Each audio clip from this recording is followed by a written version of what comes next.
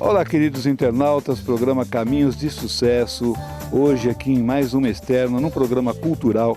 Eu estou com Doni Correia. O Doni é escritor, diretor de cinema, coordenador cultural da Casa Guilherme de Almeida. Doni, diz uma coisa, como foi a criação desse núcleo de palestras de cinema? O núcleo Cinematógrafos de Estudo de Cinema, ele surgiu a partir de uma das atividades que o Guilherme de Almeida teve ao longo da carreira dele, que foi a de crítico de cinema, e tinha uma coluna quase que diária no estado de São Paulo, entre 1926 e 1946, chamada Cinematógrafos. Como a Casa Guilherme de Almeida, uma das atividades, assim, uma das preocupações da Casa Guilherme de Almeida é recuperar a memória do poeta, tradutor, escritor, cronista, jornalista e crítico de cinema Guilherme de Almeida.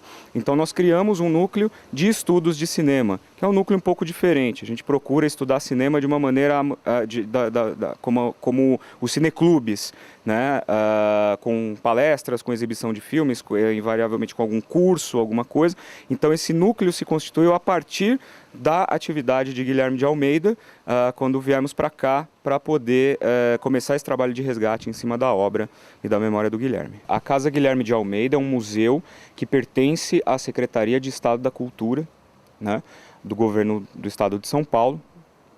Portanto, nós estamos submetidos ao governo do Estado de São Paulo e é gerida hoje em dia por uma organização social de cultura que se chama Poieses. É um modelo de administração pública mista, né? Através de uma organização social. O dinheiro da secretaria é gerido para que o museu se mantenha. O museu hoje é dirigido pelo Marcelo Tapia, que é poeta, tradutor também. Ele é o diretor da instituição. E nós temos, então, duas vertentes aqui dentro. Nós temos o Centro de Estudos de Tradução Literária, porque o Guilherme, acima de tudo, ele foi um grande tradutor de poesia e de prosa. E nós temos o Museu Casa, que é para a atividade museológica, para a visita do acervo, um acervo modernista riquíssimo, com Di Cavalcanti, com Anita Malfatti, com Brecheret, né, que eram amigos de Guilherme e, portanto, as obras que estão aqui, que faziam parte da residência do Guilherme e hoje são obras de arte importantíssimas para a cultura, estão aqui nesse museu. Então, essa parte museológica fica para que seja visitado por grupos, por escolas, etc. E na parte do Centro de Estudos de Tradução é onde tem a coordenação cultural, que é onde nós organizamos os cursos. Aí você vai me perguntar, a tradução literária e o cinema, onde fica isso? O cinema também é um tipo de tradução, é uma tradução intersemiótica. Quando você pega uma obra literária e adapta isso para um outro suporte, uma peça de teatro, uma novela, um filme, um documentário, uma minissérie, isso é você está traduzindo uma obra para um outro suporte, intersemioticamente, né? Então, dentro desses estudos de tradução literária, nós temos os cursos, as palestras e tudo mais. Tudo isso com aporte da Secretaria de Estado da Cultura. E eu acho que nesses encontros, né, quando há um encontro, um curso ou um encontro cinematógrafo em que nós temos pessoas já mais velhas, é muito rico essa troca de experiência, porque às vezes a gente fala de algum diretor ou de algum ator ou de algum filme nesses encontros que a pessoa que está lá é testemunho ocular da época em que o filme estreou, que o diretor ainda era vivo, e vai dar uma informação de uma testemunha da época, né, que traz alguma coisa para mim, por exemplo, que posso, né, que tenho 32 anos, que não vivi naquela época e que conheço a partir do que eu pesquisei, né, não do que eu vivi. Sangue e Areia é um filme de 1922 e é um filme da Paramount de 1922 com Rodolfo Valentino no auge da sua carreira como um grande galão, um grande sex symbol, né? É o Latin Lover, o primeiro Latin Lover, né, da história do cinema, talvez. E nós vamos exibir aqui hoje exatamente porque o Guilherme ele faz uma exaltação a Rodolfo Valentino em 1926, por ocasião do falecimento, né, do Valentino. Então, o Guilherme, no mês de novembro de 26, o Valentino morre em agosto, né, de 1926. Em novembro desse ano, o Guilherme escreve durante 3 dias quase que seguidos, assim, na mesma semana ele publica 3 diferentes crônicas dentro da coluna Cinematógrafos sobre o mito Rodolfo Valentino, né? Mostrando exatamente isso, que era um mito de fato, e o que isso significa para a indústria cinematográfica, o que isso significa para os fãs.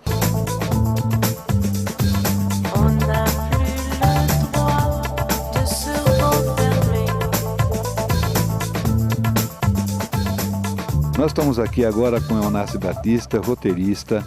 Independente da técnica de se escrever roteiro, que hoje existe e na época do cinema mudo não existia, porque a atividade de roteirista profissional se desenvolveu, creio, a partir dos anos 60, 60, 70 nos Estados Unidos. Assistir a um filme, qualquer filme que faça parte da história do cinema, é um componente da formação cultural de qualquer diletante de cinema e de qualquer profissional da área. Então nós podemos, por exemplo, observar a atividade, comparar com o roteiro produzido em torno do filme que ganhou o Oscar de melhor filme estrangeiro, que foi o filme O Artista, uma produção, creio que francesa, né? Dimas, muito obrigado por estar comigo de novo, no mesmo dia, Dimas, em dose dupla. Prazer renovado, Prussiano, estar aqui com você.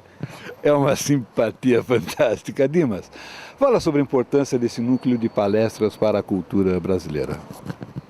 Olha, eu acredito que nós atravessamos momentos onde a memória está muito relegada a segundo plano, né? Então eu acho que movimentos como esse que a Casa Guilherme de Almeida promove é de suma importância para o alcance das pessoas que tenham sede de conhecimento, que queiram rever, que queiram conhecer obras do cinema, como essa que vai ser apresentada hoje, Sangue e Areia, e como todas as outras obras da cinematografia mundial que a Casa Guilherme de Almeida, dentro do Núcleo Cinematógrafos, vem apresentando. Quem foi Rodolfo Valentino? Rodolfo Valentino foi eu posso dizer que ele foi um dos maiores astros de Hollywood. Mas, mesmo sendo um dos maiores astros de Hollywood, é o astro que permaneceu. Porque toda a leva dos colegas da época do cinema mudo, eles foram sepultados com o advento do cinema sonoro. E Rodolfo Valentino, devido a uma morte prematura, né, Rodolfo morreu um ano antes do cinema se tornar falado, foi o passo para a imortalidade, aonde ele conseguiu ultrapassar essa barreira, né, imposta aos seus companheiros do cinema mudo e permanecer.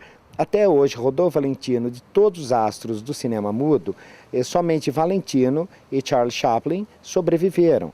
E Gloria Swanson, mas devido a um filme falado, que foi o Sunset Boulevard.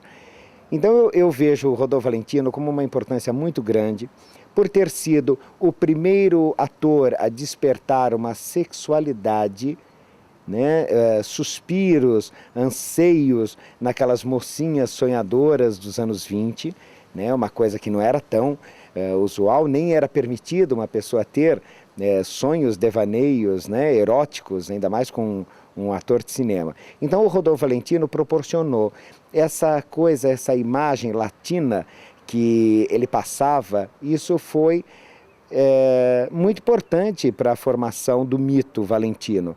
Valentino, ele disputava naquele período do cinema mudo, nos anos 20, ele tinha um concorrente muito grande, que era Douglas Fairbanks, que era considerado o grande herói do cinema. Né? Tinha-se também o Wallace Reid, que era o típico mocinho norte-americano, loiro, de olhos azuis. E Valentino chegou com uma masculinidade, com uma morenice, né? Vamos dizer assim, um olhar mortiço.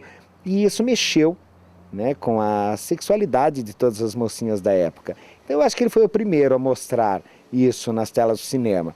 E como foi comentado, o primeiro Latin Lover do cinema, mesmo sendo europeu. É isso que eu ia lhe perguntar. Ele não era latino, ele era europeu. Agora, é por causa do biotipo, por causa de toda essa... o pessoal fala o latino é mais caliente, essas coisas todas? Tem fama, né? Que o latino é sempre mais quente, né?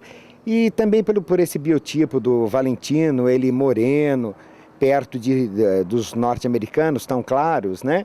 Então, aquela coisa morena, né, passou a ser chamado, ele era comparado ao latino, né? A um latino. E por isso virou um Latin lover. Né? Mas foi devido ao biotipo dele. Porque ele, como italiano, né, ele não tinha nada a ver com a América Latina, né? Mas ele permaneceu até hoje. Foi publicado um livro há 2 anos atrás sobre a história dos Latin lovers do cinema, e na capa é Rodolfo Valentino, um livro agora recente, e é um livro que vai de Valentino a Antônio Bandeiras. Então você vê como ainda é importante. Anualmente em Hollywood, no cemitério onde Valentino está enterrado, até hoje existem comemorações no dia da morte dele, dia 26 de agosto. Ele não foi esquecido, não foi esquecido.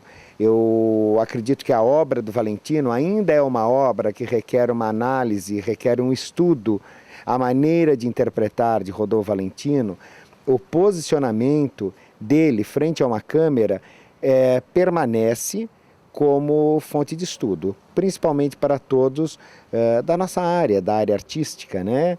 Da área interpretativa, para uma análise do que foi a construção do ator Rodolfo Valentino. Muito importante, foi o primeiro também. Talvez essa coisa do Latin Lover tenha vindo que a fama do Valentino aconteceu no filme Os Quatro Cavaleiros do Apocalipse, quando ele dançou um tango. Então o tango era a música da época, né? Originária da Argentina, e Valentino apareceu vestido de gaúcho no filme, dançando um tango. E daí foi o grande salto dele para a fama, que daí veio Sangue e Areia, veio Cobra, veio Pecador Divino, veio Águia, o Sheik, e o último filme da carreira dele, O Filho do Sheik, onde ele realmente tem uma atuação impecável e ele estimula mais ainda essa coisa do sexo, né? As mocinhas suspiravam no cinema, desmaiavam, quando ele tem uma cena que fica claro que ele vai cometer um ataque sexual a Vilma Bank dentro da tenda dele. A cena até hoje ela é uma cena impactante, sem mostrar absolutamente nada da cena em si, sexual. Mas o olhar do Valentino, o caminhar dele, isso mexe. Até hoje você vê o quanto foi forte a interpretação dele. Ninguém fica por acaso. Não seria a morte dele também que faria dele até hoje, 80 anos depois, ser ainda comentado, né? Ele tinha um algo mais. E eu escolhi esse filme para esse mês, né, para a exibição do Encontro Cinematógrafo desse mês, exatamente porque é importante colocar, resgatar o máximo de filmes que o Guilherme tenha comentado na época e que ainda sobrevivem.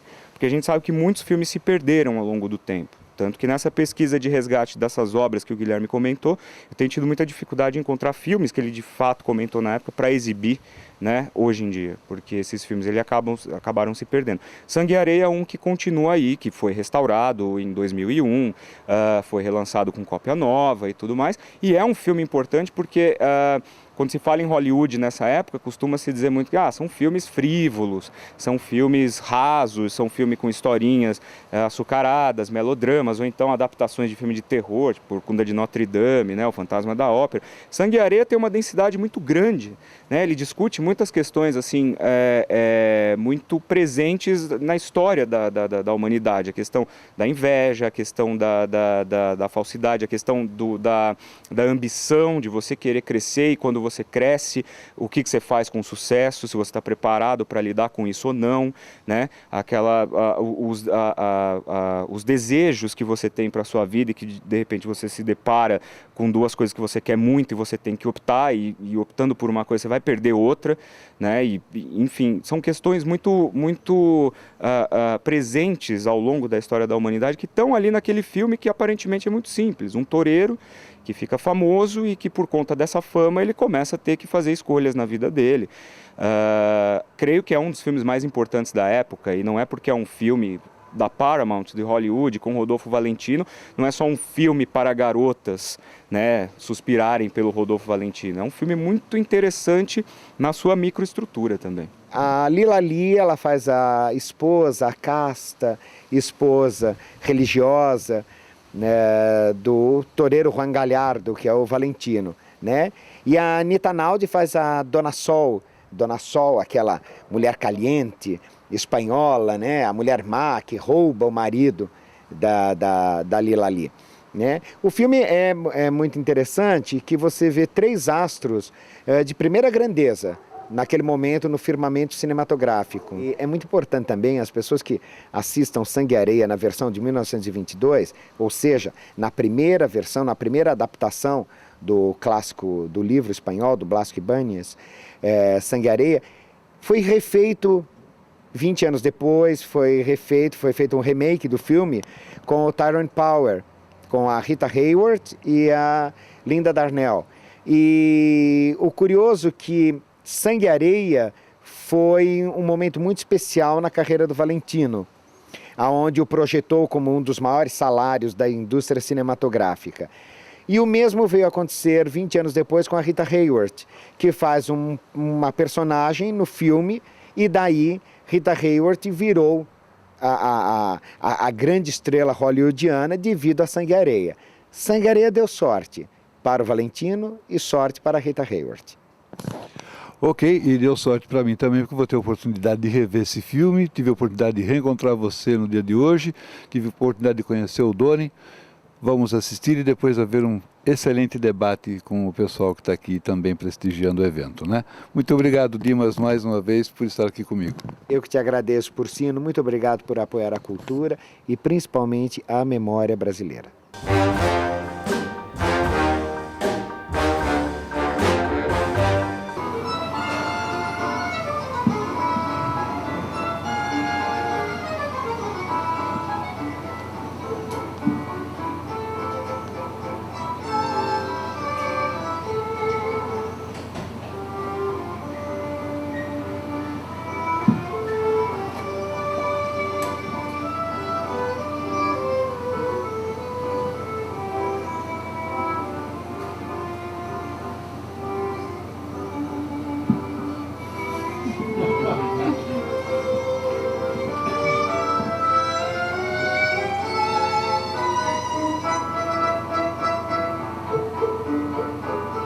Eu estou aqui com o ator Flaider Reis. Flaider veio assistir à mostra de cinema, o filme de Valentino. Flaider, boa noite. Boa noite, tudo bem? Tudo bem, tudo ótimo. O que representa para você assistir um filme de Valentino para a sua carreira de ator? Olha, para mim foi uma grande experiência, é algo novo para mim, mas o que eu mais percebi foi a dificuldade que a gente tem de interpretar sem usar o áudio, porque ali você não tem a fala, mas a caracterização do ator, as expressões faciais, é muito difícil de transmitir isso para quem está assistindo do lado de cá. E é muito importante que a gente tenha esse acesso e possa visualizar isso numa tela grande hoje, num cinema, para você poder vivenciar um pouco daquela realidade na década de 20, 30. Eu estou aqui com o Marcelo Tapia, que além de diretor da casa, ele também é ensaísta, ele é tradutor, ele é poeta. Bom, ele pode falar um pouquinho mais do que ele é, senão eu vou ficar aqui 2 horas descrevendo, né, Marcelo? Boa noite. Boa noite. Eu faço poesia, publiquei vários livros, traduzo literatura, né? Tenho o privilégio de dirigir a Casa Guilherme de Almeida, um museu casa único em São Paulo, por abrigar o acervo que pertenceu ao escritor, né?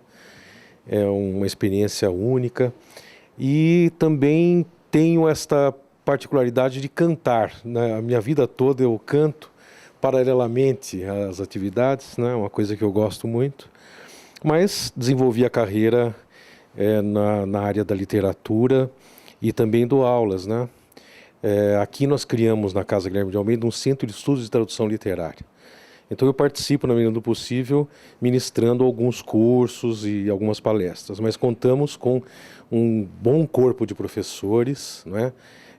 Todos ligados tanto com a teoria da tradução como a prática em oficinas e, de maneira geral, a poesia, a literatura e outras áreas em que Guilherme trabalhava. Qual a diferença quando a gente fala de tradução entre uma tradução comercial, uma tradução simultânea e uma tradução literária, para que meus internautas possam entender corretamente? No caso da tradução literária, você tem uma obra de ficção que tem uma natureza estética, não é? Então não é simplesmente uma transposição pela via do significado. Tem que ter o sentimento junto. Tem que ter isso e também tem que ter uma consciência estética daquele texto. Quer dizer, o escritor normalmente trabalha, escolhe muito bem as palavras, de maneira a criar, não é, uma informação que não é só do conteúdo, mas ela é também da forma, é uma informação estética. Não é simplesmente uma passagem direta pela via do conteúdo, quer dizer, você tem de pensar como você pode criar um texto análogo àquele, semelhante àquele, da língua original, que funcione também literariamente na sua língua, né? A poesia é um caso particular de dificuldade, porque a poesia ela tem forma bem definida, não é? Por vezes o poeta faz com versos metrificados, com a mesma quantidade de sílabas, faz com rimas, com outros efeitos sonoros. O tradutor tem de buscar reproduzir, quer dizer, produzir de novo na sua língua aquela obra de arte, né? Nós encaramos a poesia, particularmente, como obra de arte verbal. Então você não pode dar conta só do conteúdo. Tá hoje, assistindo o filme da Sangue e Areia, eu me vi em determinado momento lendo um livro, até como se tivesse o áudio, porque eu pus a minha entonação, eu coloquei a minha emoção, eu coloquei a voz nos personagens. E para o tradutor literário, para ele traduzir uma obra que não tem o som, também deve ser um exercício fantástico, né? Sem dúvida. Muitas vezes é bom ler em voz alta, né, o que se está criando ou se está traduzindo, para ter também consciência de como aquilo é percebido, né? A sua sonoridade, como que a percepção recebe aquilo e inclusive no plano da emoção, né? Ok, olha, eu quero agradecer, eu sei que você está de saída já. Muito. Só queria dizer isso, que os cinematógrafos nós fazemos porque é uma das áreas, né, em que Guilherme atuava. Ele foi crítico de cinema aí por 3 décadas do jornal Estado de São Paulo, né? Então nós aproveitamos os segmentos em que ele atuava para fazermos atividades. O cinema, a crítica de cinema era uma delas. Ok. Bom, tá rolando agora lá embaixo um debate, nós vamos mostrar para vocês alguns momentos desse debate e você só encontra isso, cultura, aqui na Clique TV, programa Caminhos de Sucesso. Eu e o Dimas, a gente discutia isso há pouco também, que assim, para mim também o Valentino, ele mostra que ele tem uma naturalidade muito grande na interpretação e é muito bom vê-lo atuando, porque não fica aquele ranço do cinema mudo como a gente conhece, o Lon Chaney, por exemplo, fazendo aquelas caretas, né? Cinema falado, a gente fala hoje em dia, mas que legal, o som chegou ao cinema, então agora está completo e tudo. Foi uma das maiores catástrofes na indústria cinematográfica a chegada do som, que atingiu desde o grande maestro de uma orquestra que ficava tocando nas salas de exibição gigantes, né, para a nata da sociedade, até o tocador de piano, de pianola, da cidade do interior que tem um cinema, uma salinha como essa para exibir. Então é um efeito dominó, na verdade é uma crise na indústria a chegada do som, que depois vai se readequando, né? A primeira crise. Né? Exatamente. Nessa época de Sangue e Areia, por exemplo, você podia fazer até 4, 5 filmes, um do lado do outro, ao mesmo tempo, né? Que não havia problema nenhum. Como é que você vai fazer isso com o cinema falado? Se você precisava de uma câmera para registrar a imagem e outra câmera para registrar o som e câmeras enormes, né, e que não se mexiam, né? Você não podia mais mexer a câmera, você não podia mais, né, fazer os ângulos inventivos. Então, quer dizer, o som representa uma crise muito grande para o cinema que depois se adequa, né? Você vê filmes que estavam sendo feitos, a toque de caixa, mandaram começar a fazer o filme falado. Há filmes desse período que os filmes são em parte silenciosos, em parte são falados, outros que em parte são cantados.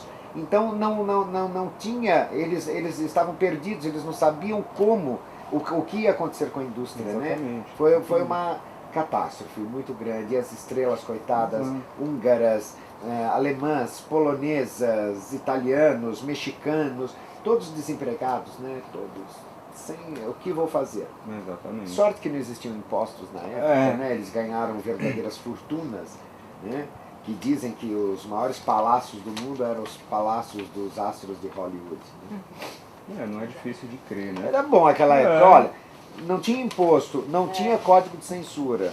Não né? tinha, e esse filme é ousado. É Porque ele ousado. põe a mão, assim, ela puxa e põe a mão nos seios Tem dela. uma coisa, tem coisas né? E masoquistas, tem né? de essa coisa incentivo. masoquista, Ela exatamente. Eu querer queria pedir que... pra apanhar. Exatamente. Né? O Código de Censura ele vem em 1934, né? 34. 32, 34, Código Reis. Foi depois do Clark Gable, quando ele apareceu sem camiseta, Isso, exatamente. né? Que onde já E se depois viu, do Monstros, né? Freaks, aquele Freaks, filme é. feito só com da MGM. da MGM, né? Que é o mesmo diretor do Drácula que fez um filme só com aberrações de verdade, assim, com pessoas que tinham defeitos.